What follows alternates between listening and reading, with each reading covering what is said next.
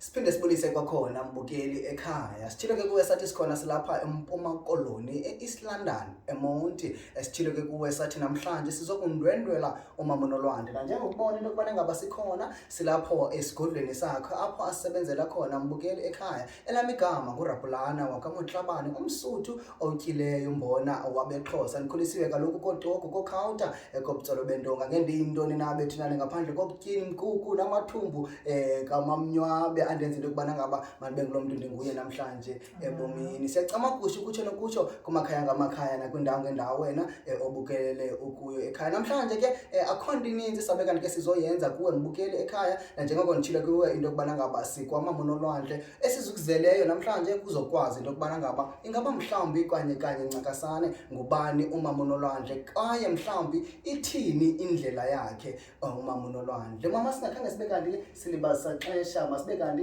siyakubulisa nangabulina namhlanje nombukeli ekhaya. Ndiyathemba into kubana ngaba uyavuya ukubona apho usebenzela khona. Khawukhe uzibulisele nawe kumbukeli ekhaya. Amako mandithathe lithuba ndibulise kuwe okokuqala sithi inkosi kakhulu umuntu omkhulu.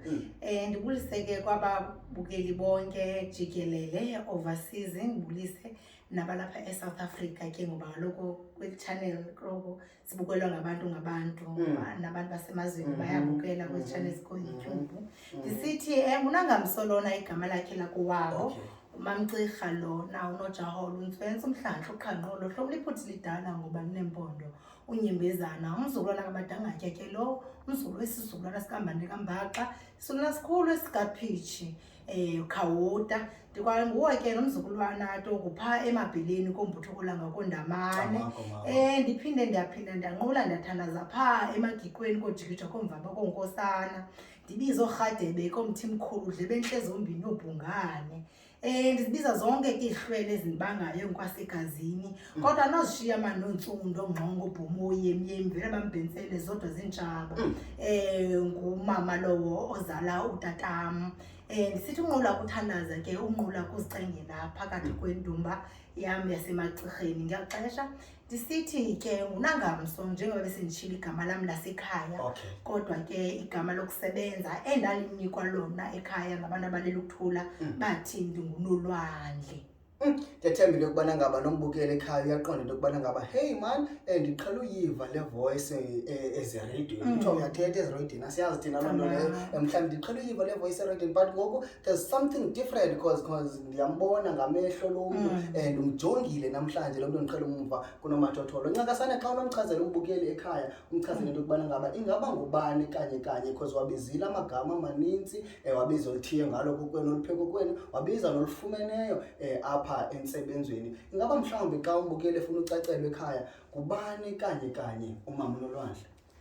Njengoba besenditshilo ndathi uMamu Nolwandle ngunangamswela kowabo ndathi uMamu Nolwandle nguMamu Nolwandle ligama walinikwa ngabantu abaphantsi abalele ukuthula ligama lam elo losebenza. uMamu Nolwandle ngumncedi woluntu ngumncedi wabantu. uMamu Nolwandle usebenzisana kakhulu ngabantu esebenzisa amayeza kodwa kakhulu usebenzisa ulwandle namanzi. uMamu Nolwandle ke ulapha eEast London eEastern Cape njengoba busowutshilo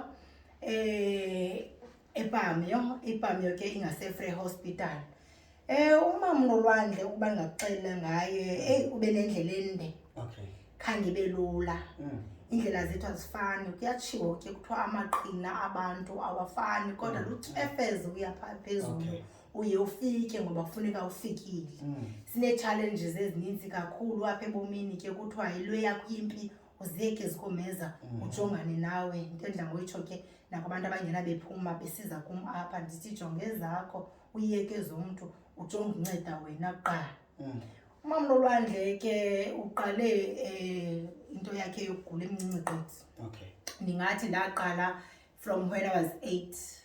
Ndiqala kakhulu ngamaphupha ndingumntu ophuphayo ndithanda uphupha phantsi kwamanzi ndiphuphe ndixelele izinto.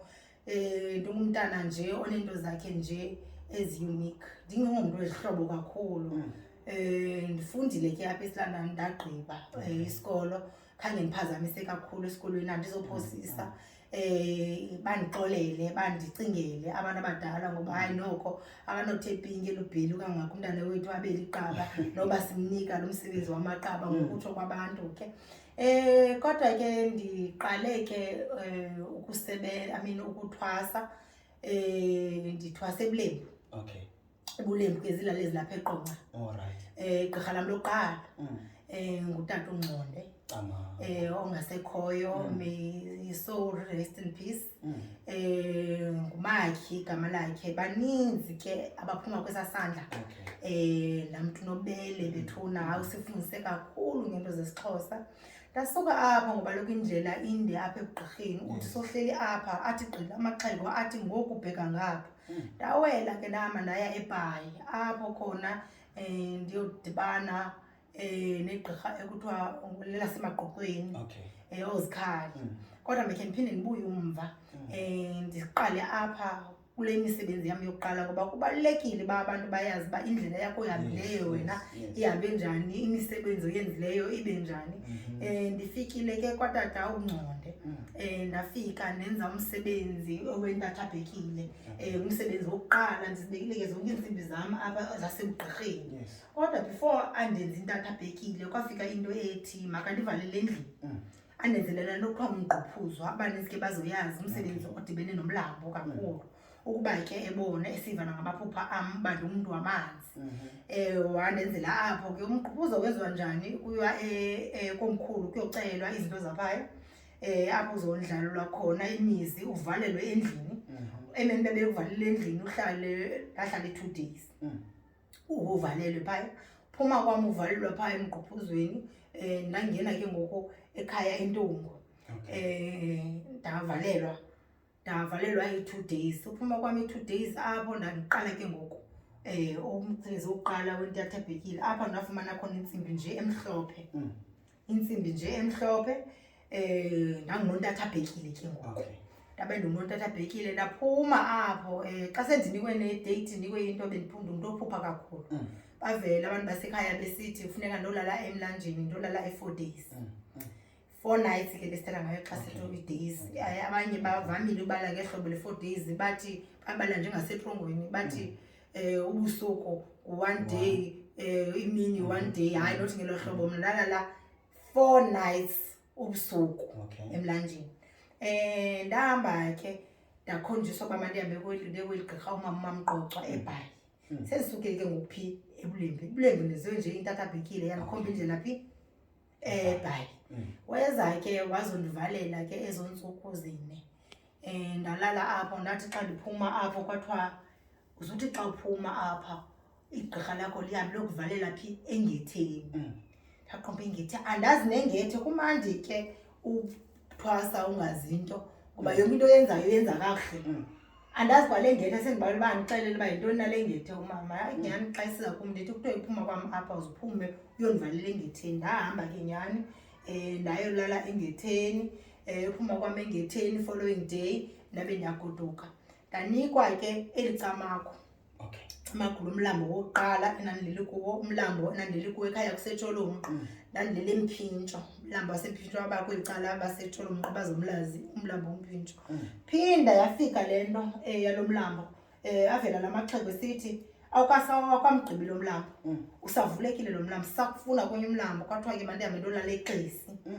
iXesi ke likude lingapha ngasekomaqonqa kanje. Ndayolala apha kwathiwa mandihlalala 3 nights. Ndisiwa ngumamqoqo abaphinda ndayolala, ndaphuma ndafumana eli camagu. Ndisuka apho ndimithi 4 months ndimithi umntana. Kwathiwa mamCirha siyakufuna elwandle komkhulu ogqumayo. Ndahamba ndayolala komkhulu ogqumayo ndimithi ndinjalo umntana. Ndisoyika ndiphofu ke ngoku ndiphinde ndithunyelwe komnye utata ukhohlela esingeni owasengqushwa. Nguye ke ngoku ebona ndithile ndathi le ndlela ayikho lula. Uhamba usuke ngapho, uhamba ususwe ngapho, ususe ngapho, ususe ngapho. Okubaluleke yona funeka umamele uba abantu bakowenu bathini na ngoba siguliswa ngabo, sisetyenziswa ngabo. Ndahamba ke ndaya ingqushwa kwigqirha utata ukhohlela, igqirha lam bethuna uthahla undayeni hlamba ngobene amanzi ekhona, abantu bamashamba bahlala bahlambe ngobisi. Wandisa ke elwandle, ndayolala ke le 4 nights elwandle ndimithi lo mntana. Apho ndikha amazimba qha, nditya ithanga qha elingenaswekile, nditya nobulawo. Ngoba bayazi bona into abandibizela yona, ndaphuma ndingenanix umntana erayithi, ndaphuma ke ndafumana eli camago endalinikwa ethongweni lamanzi lolwandle. Ndithe ndiphuma apho ke ndavuma. Kuba le nto funeka u-acknowledge, uvume, ndavuma ukufa. Ndimfuse amawele, ndibele ukutsho xolo, ndizemva komele. Umama wayenamawele, ububele nobulelane, nto nayo aqhuzuka, awasekho ebomini. Kodwa qho ndisenza imisebenzi, bahamba nam. Uzobona ke apha kwento zomvuma kufa isininzi sayazi. Iintsimbi zemvuma kufa kuthathwa apha, into ethetha ukuthi ndenza ibhokhwe namawele, ndavuma nawo la mawele. Savuma ke oku kufa kumhlophe, sisithi siyayamkela esi siphiwo ndisinikiweyo. Nantsi ke yam ngamawele am, sivumile apha. Sukile ke apha, kwafuneka ke ngoku ndiyogaqiswa emqolombeni. Ndahamba ke ndayogaqiswa emqolombeni nje ukuba babe ndibizile. Nto nayo ngenxa yokuba ke iinto zazininzi nangakwazi ukuya ngela xesha ndagaqiswa. Zininzi ke iintsimbi zikaMamu Nolwandle. UMamu Nolwandle akagoduswanga kalaa gqirha lamtshoba. Abanintsi abandaziyo bazokuthi kutheni ezoveza le intsimbi. Le ntsimbi ndayiphiwa, ndizokunxibela ngenye imini uyibone. Andilo gqirha lamtshoba ngoba mna Rabulane ndiphiwe bubini. Kodwa ke kwathiwa xa kuthethwa kwathiwa ndinobugqirha, ndinobuthandazeli. Kodwa zikhabani, kodwa funeka ndizambile zombini ezi ndlela. Kuzoqala leyo ugqirha ijike ize kwecala. Kwaba ixesha elininzi ubukho ndiqaphele ndinxibe mhlophe, ndinxibe neengqi ezimhlophe ngezizathu ezithile kuba ndinesithunya. UMamu Nolwandle ke lowo yindlela yakhe ke leyo ende ayihambileyo yasenguleni. Ndicinga uba namhlanje besisenza i-introduction yabalandeli bam kaMamu Nolwandle TV. Tshini ndingalibali, nantsi enye intsimbi ke evuma kufa ibekho, abantu bayalazi eli camago lifakwe nantsi kwifelo lebhokhwe. Lena ke ngoku sisiyaca, sisiyaca esikhulu, nabani na othi angene entsimbini funeka yasenza isiyaca sakokwabo, kuthiwa ke yintambo enkulu. Ukutsho ke Rabulane, indlela yam ibentle, andizokuphosisa. Zange ndaxabana nagqirha. Inqaba kululama nokukhothama nokuthobeka nokuba nomonde. Mendla ukuthi xa ndizinqula abantu bandihleke, ndithi mna ndicela uhamba kancinci endleleni, ndihambe kukho fudo, khona ndicosolela ukuhamba ubukho ubona ufudo, khona ukuze ndingatsibi steps. Ngoba kaloku xa ungxamele phambili, ufuna uphatha imithoba, ufuna uphatha ufana nabanye abantu, uba wena ungayibonisi imithoba akuzoba nto. Because kaloku ufuna ufana nesininzi. Le nto ngoku uyenza wena i-uniform. Yiyo le nto ndidla ngokucebisa abantu sithi xa uthwasa kuthwasa wena, igqirha liyakhokhela.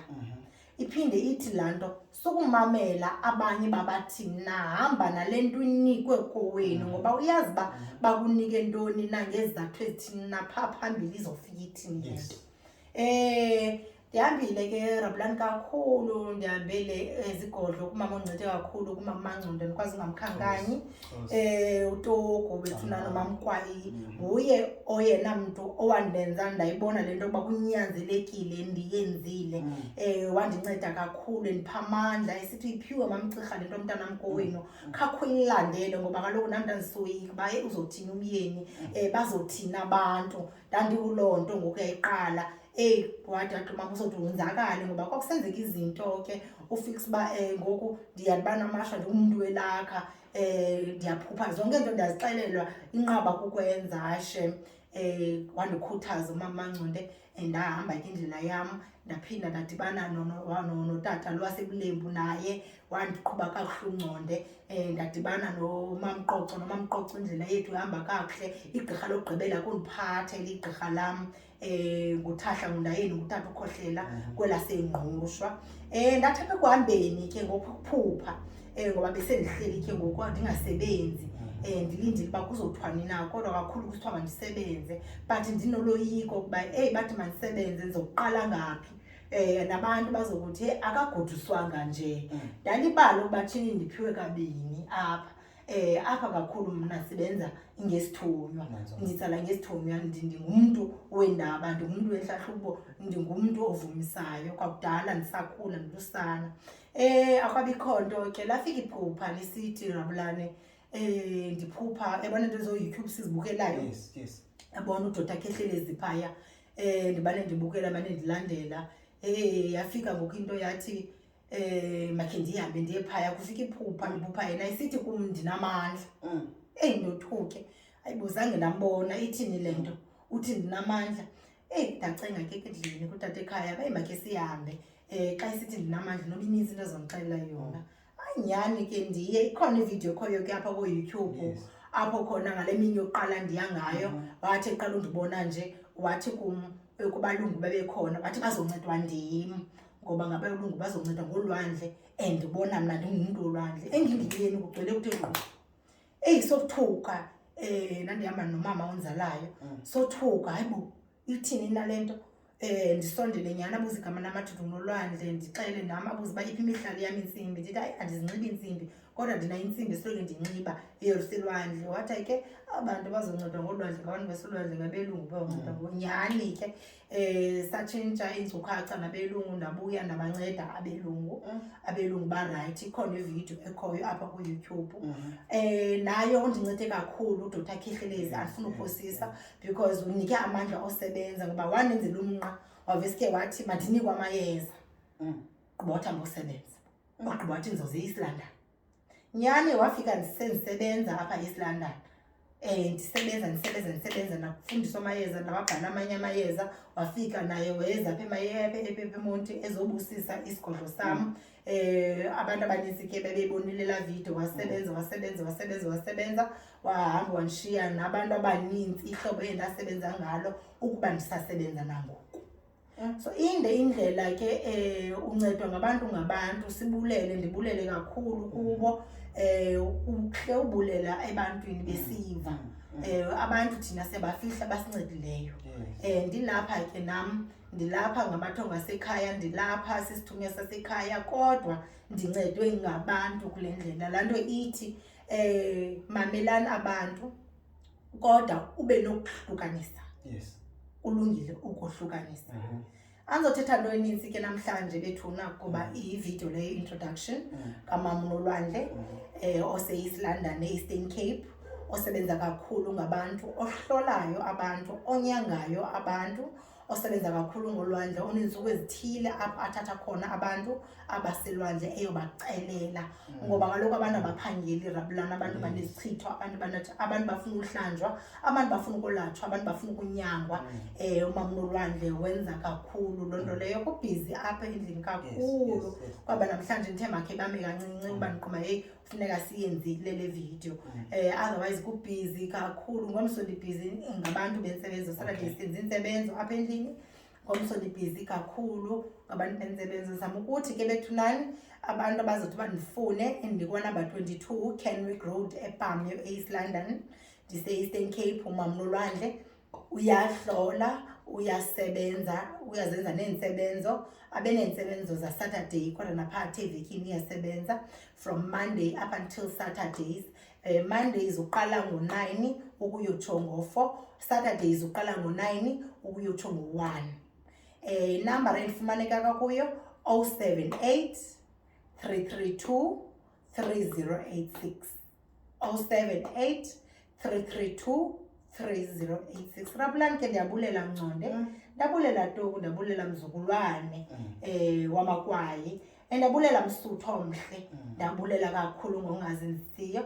Inkulu le nto undenzile yona namhlanje, ineneni andiyazi, ndithi nangamso, ndithi cama kunganguThixo nezihlwele zakowenu zingakukhanyisela, zikunike yonke into enqwenelwa intliziyo yakho. Indele ndlela ngoba besenditshilo sisezoncedana. Continue to do lo msebenzi umhle kangako umenzayo. You've got a voice, uThixo kuphile. Le nto isisiphiwo kuwasoze isuswe mntu. Ndithi ke ntinga ntankantini, tinga wena ubheke phaa, ubheke phezulu. Amakho Siyacama khosha mama. Siyabulela ke thina ke siyabulela mama kakhulu. Siyabulela ke nakuwe mbukele ekhaya ngothi ube kanti ke usipha ithuba lakho esibe kanti ngelixa sizokwazi ngcono ngoMamu Nolwandle. Sitshile ke kuwe sathi namhlanje sizotyhila nje iqweqwe ngumqulu umde. Sizawube kanti ke ngezinye izinto siyaphinde siyakucacisela. Busawubonile kuba kunjani apha endlini kuyagcwala zikhona nezinye indawo nezinye izigaba esithize esisabe kanti ke asikazithyili ngelixa. De kube lixesha elizayo siphinde sibonane Mamu Nolwandle TV. Tamam. Hadi.